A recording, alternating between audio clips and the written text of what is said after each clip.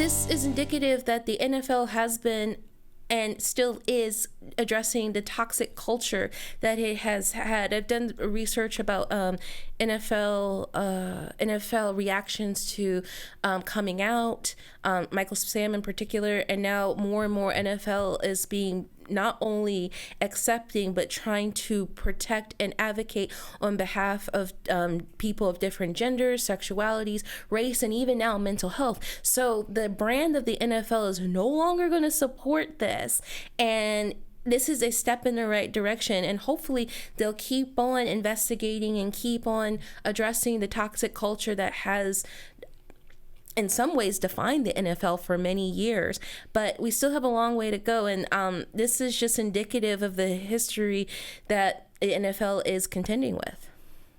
Well, I mean, clearly the NFL wanted to clean house.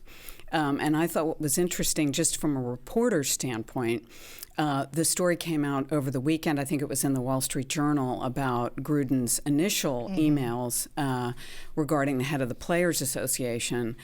But then on Monday afternoon, hours before the resignation, the New York Times broke a story.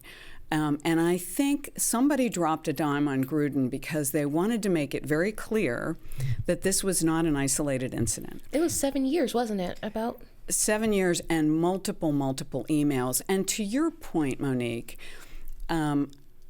I really wonder how much the culture really has been addressed, because what you saw in those emails it wasn't just John Gruden. It was a whole group of he had to send them to somebody, and somebody had to reply to them. Yes. And there was a whole group of powerful white males who are still engaging in this juvenile frat boy behavior.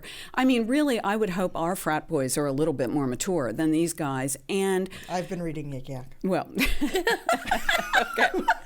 Sorry. So grow up, boys. Sorry. But anyway, and you know, still you look at the Washington football team, and that has not really been addressed. And it's challenging because I grew up in the DC metro area, and I still have people that I know that say, what's the big deal? It's culture, it's systemic, and you're right that there's a lot more that needs to be done, and that it's being addressed, but there needs to be more, to your point. I mean, Dan Snyder, you can't say you're taking the team away from Dan Snyder, who perpetuated this and who engaged in some of this stuff, not Gruden's racist emails, but some of the very misogynistic behavior, according to the NFL's report. And then you say, oh, well, we'll let his wife run it. Really? Not good enough.